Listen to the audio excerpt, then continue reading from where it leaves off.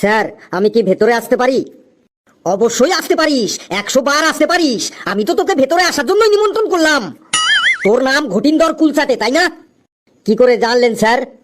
আমার 50 বছরের অভিজ্ঞতা, আমি মুখ আর চেহারা দেখে নাম বলে দিতে পারি। সত্যি স্যার, আপনাকে ফার্স্ট লুকেই আমি বুঝে গেছি আপনি বিরাট এক্সপেরিয়েন্স টিচার, আপনার বিরাট অভিজ্ঞতা। আপনার মতো টিচারের সান্নিধ্যে এসে আমি ধন্য স্যার। নে এবার প্রশ্নের অ্যান্সার দিয়ে আমাকে ধন্য কর। বল, মালভূমি কাকে বলে?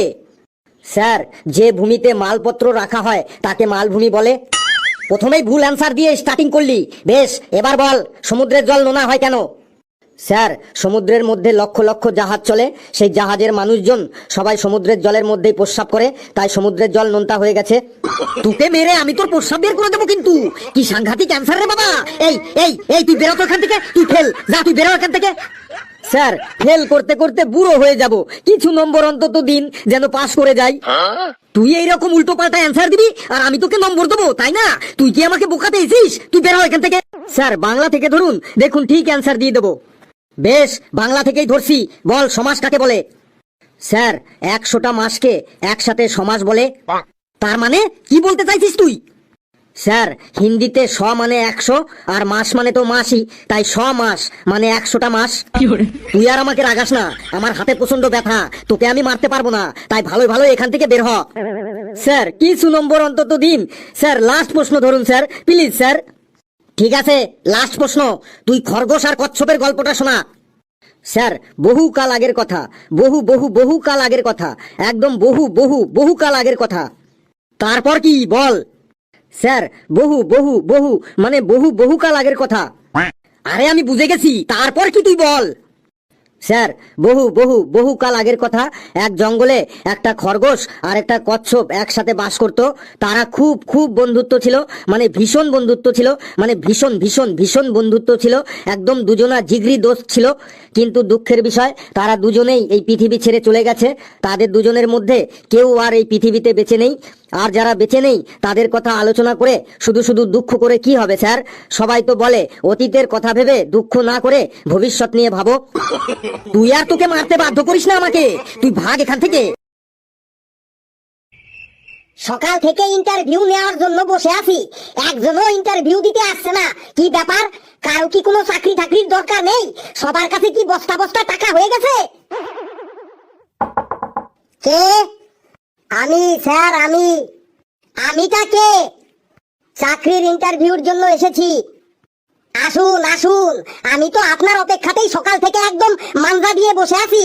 আসুন, ভেতরে আসুন। দাঁত না বার করে ওখানে বসে পড়ুন। আপনার নাম? স্যার, আমার নাম টগর লাল গুরখাকে। আপনার বাবার নাম?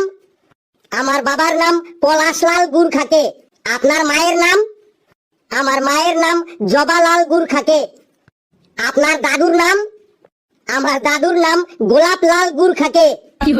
আপনার ঠাকুমার নাম? আমার ঠাকুমার নাম জুইলাল গুরখাকে। আপনার কোনো ভাই বোন আছে?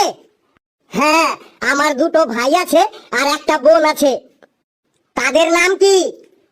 স্যার, বড় ভাইয়ের নাম পদ্মলাল গুরখাকে আর ছোট ভাইয়ের নাম বকুললাল গুরখাকে আর বোনের নাম ডালিয়ালাল গুরখাকে। আপনি থামুন থামুন, আপনাদের সবার নাম শুনে মনে হচ্ছে আপনাদের তো ওটা একটা বাড়ি নয়, মনে হয় একটা ফুলের বাগান। পদ্ম, ডালিয়া, জবা, গোলাপ, তারপরে বকুল, পলাশ, সব ফুলই আছে। স্যার, আমারও তো মাঝে মাঝে ওইটাই মনে হয়।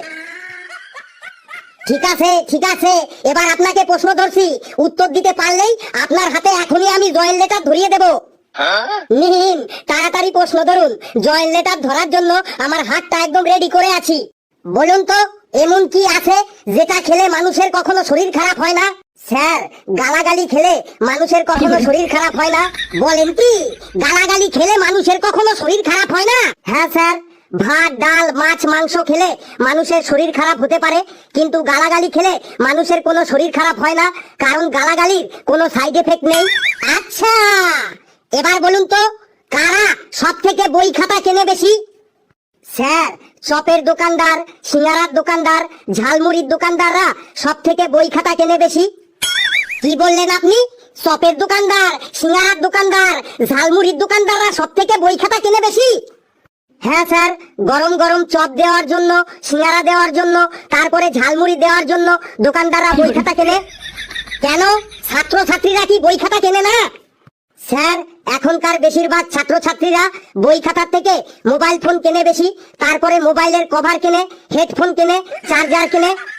কথাটার মধ্যে লজিক আছে কিন্তু। আচ্ছা ঠিক আছে, এবার বলুন তো, মশারা নর্দমার নোংরা জলে ডিম পারে কেন? স্যার, মশারা নর্দমার নোংরা জলে ডিম পারে তার কারণ হলো, মশারা যদি পরিষ্কার জলে ডিম পারতো তাহলে মানুষেরা সেই ডিম সেদ্ধ করে, অমলেট করে, তারপরে ডিম পাউরুটি করে খেয়ে ফেলতো। তাই মশারা মানুষের হাত থেকে তাদের ডিমগুলোকে রক্ষা করার জন্য নর্দমার নোংরা জলে ডিম পারে। কি বললেন? মানুষেরা মশার ডিম অমলেট করে খেত, সেদ্ধ করে খেত, ডিম পাউরুটি করে খেত?